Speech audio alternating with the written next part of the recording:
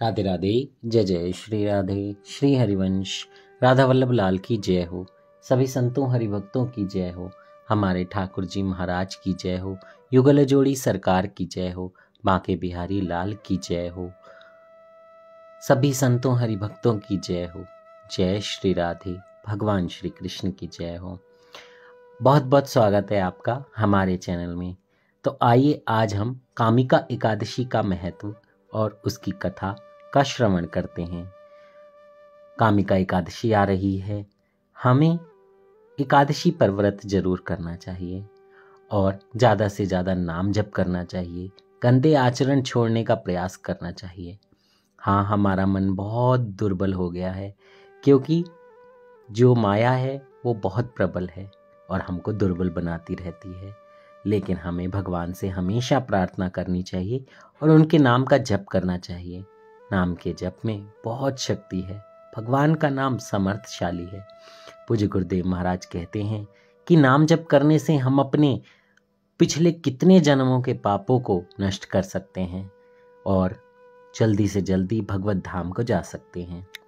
तो आइए आज हम कामिका एकादशी का महत्व कथा श्रवण करते हैं और समझते हैं कि भगवान क्या विशेषता बता रहे हैं इस कथा की। जय हो। अर्जुन ने कहा, हे प्रभु, मैंने आषाढ़ माह के शुक्ल पक्ष की देवशयनी एकादशी का सविस्तार वर्णन सुना। अब आप मुझे श्रावण माह के कृष्ण पक्ष की एकादशी की कथा सुनाने का कृपा करें। इस एकादशी का नाम क्या है, इसकी विधि क्या है, इसमें किस देवता का पूजन होता है, इसका उपवास करने से मनुष्य को किस फल की प्राप्ति होती है। तो भगवान श्री कृष्ण ने कहा, हे श्रेष्ठ धनुर्धर, मैं श्रावण माह की पवित्र एकादशी की कथा सुनाता हूँ। ध्यान पूर्वक श्रवण करो। जय हो। अब आप इस कथा को बहुत ध्यान से सुनिएगा। एक बार इस एकादशी की पावन कथा को भीष्म पितामह ने लोकहित के लिए नारद जी से कहा था। एक समय नारद जी ने कहा, हे पितामह, आज मेरी श्रावण के कृष्ण पक्ष की एकादशी की कथा सुनने की इच्छा है, अतः आप इस एकादशी की व्रत कथा विधान सहित सुनाइए। जय हो। भला आप कहेंगे कि नारद जी ही क्यों ऐसा कह रहे हैं। नारद जी को तो सब पता है, पर उन्होंने ये लीला करी ताकि हम जैसे लोग इन कथाओं को अच्छे से श्रवण कर पाएं, इस कथाओं के महत्व को अच्छे से समझ पाएं। जय हो। नारद जी की इच्छा को सुन पितामह भीष्म ने कहा, हे नारद जी, आपने बहुत ही सुंदर प्रस्ताव किया है। अब आप ध्यानपूर्वक इस कथा को श्रवण कीजिए। श्रावण माह के कृष्ण पक्ष की एकादशी का नाम कामिका एकादशी है। इस एकादशी की कथा सुनने मात्र से ही वाजपेयी यज्ञ के फल की प्राप्ति होती है। कामिका एकादशी के उपवास में शंख चक्र गदा धारी भगवान विष्णु का पूजन होता है। जो मनुष्य इस एकादशी को धूप दीप नैवेद्य आदि से भगवान विष्णु की पूजा करते हैं, उन्हें गंगा के स्नान के फल से भी उत्तम फल की प्राप्ति होती है। सूर्य ग्रहण और चंद्र ग्रहण में केदार और कुरुक्षेत्र में स्नान करने से जिस पुण्य की प्राप्ति होती है, वह पुण्य कामिका एकादशी के दिन भगवान विष्णु की भक्ति पूर्वक पूजा करने से प्राप्त हो जाता है। भगवान विष्णु की श्रावण माह में भक्ति पूर्वक पूजा करने का फल समुद्र और वन सहित पृथ्वी दान करने के फल से भी ज्यादा होता है। व्यतिपात में गंडकी नदी में स्नान करने से जो फल प्राप्त होता है, वह फल भगवान की पूजा करने से मिल जाता है। संसार में भगवान की पूजा का फल सबसे ज्यादा है, अतः भक्ति पूर्वक भगवान की पूजा ना बन सके तो श्रावण माह के कृष्ण पक्ष की कामिका एकादशी का उपवास करना चाहिए। आभूषणों से युक्त बछड़ा सहित गौदान करने से जो फल प्राप्त होता है, वह फल कामिका एकादशी के उपवास से मिल जाता है। जय हो। कितनी अच्छी बात है।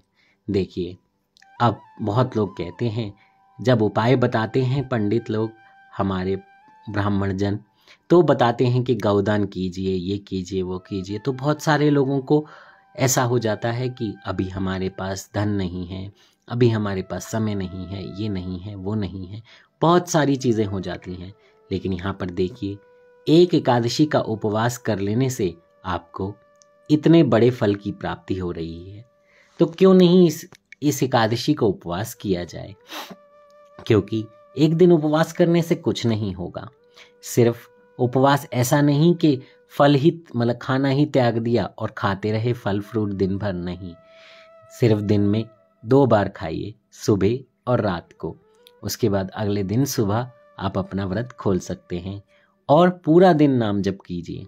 खाली ऐसा नहीं कि उपवास कर लिया तो हो गया, नहीं। मन में भावना रखिए कि प्रभु मुझसे कोई त्रुटि ना हो, मुझसे कोई गलत कार्य नहीं हो, मैं अच्छा इंसान बनूं, अच्छे मार्ग पर चलूं, सबका भला करूं। ऐसी भावना मन में रखेंगे तो भगवान बहुत प्रसन्न होंगे। जो उत्तम द्विज श्रावण माह के कृष्ण पक्ष की कामिका एकादशी का उपवास करते हैं तथा भगवान विष्णु का पूजन करते हैं, उनसे सभी देव, नाग, किन्नर, पितृ आदि की पूजा हो जाती है। इसलिए पाप से डरने वाले व्यक्तियों को विधि विधान सहित इस उपवास को करना चाहिए। संसार सागर तथा पापों में फंसे हुए मनुष्यों को इनसे मुक्ति के लिए कामिका एकादशी का व्रत करना चाहिए। कामिका एकादशी के उपवास से भी पाप नष्ट हो जाते हैं। संसार में इससे अधिक पापों को नष्ट करने वाला कोई और उपाय नहीं है। हे नारद जी, स्वयं भगवान ने अपने मुख से कहा है कि मनुष्य को आध्यात्म विद्या से जो फल प्राप्त होता है, उससे अधिक फल कामिका एकादशी का व्रत करने से मिल जाता है। इस उपवास के करने से मनुष्य को न यमराज के दर्शन होते हैं, ना ही नरक के कष्ट भोगने पड़ते हैं। वह स्वर्ग का अधिकारी बन जाता है। जो मनुष्य इस दिन तुलसी दल से भक्ति पूर्वक भगवान विष्णु का पूजन करते हैं, वे इस संसार सागर में रहते हुए भी इस प्रकार अलग रहते हैं जिस प्रकार कमल पुष्प जल में रहता हुआ भी जल से अलग रहता है।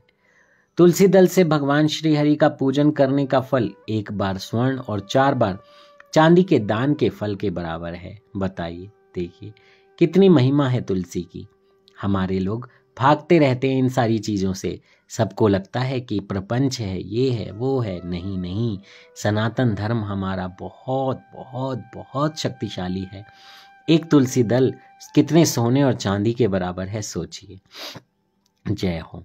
भगवान विष्णु रत्न, मोती, मणि आदि आभूषणों की अपेक्षा तुलसी दल से अधिक प्रसन्न होते हैं।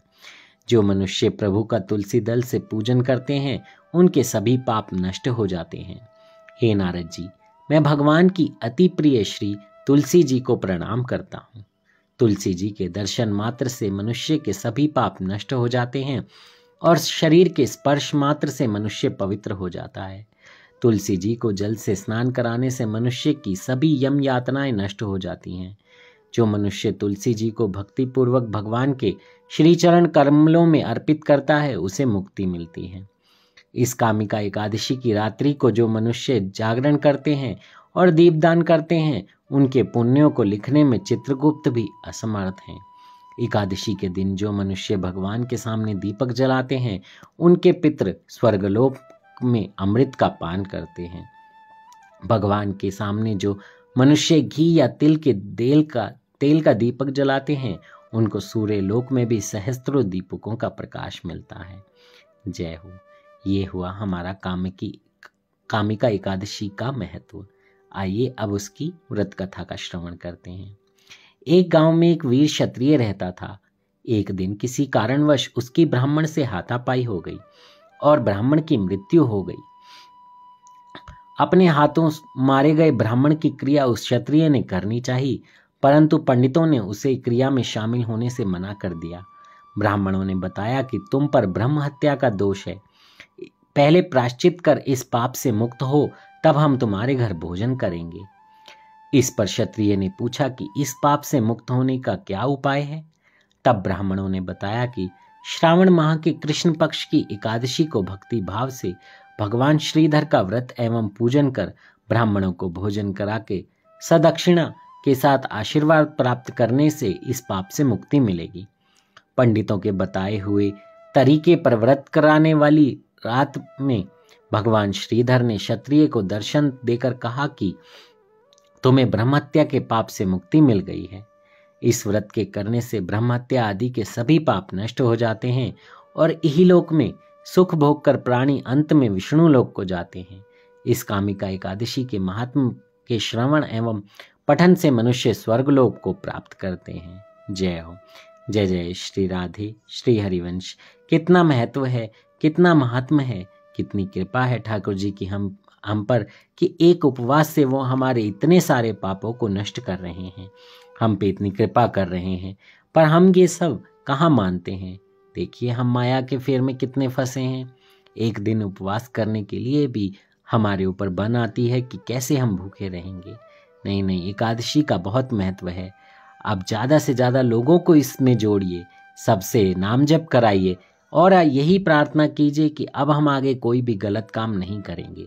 ऐसा नहीं कि एकादशी का व्रत कर लिया फिर उसके बाद वही व्यभिचार, वही गंदे काम, ऐसा नहीं होना चाहिए। अच्छे से भगवान की सेवा करते हुए अच्छे बनकर अपने आप को स्वच्छ रखकर भगवान की सेवा में लगे रहने चाहिए। जय जय श्री राधे श्री हरिवंश। राधा वल्लभ लाल की जय हो। मुझसे कोई कहने में त्रुटि हो गई हो तो क्षमा कर दीजिएगा। जय श्री राधे।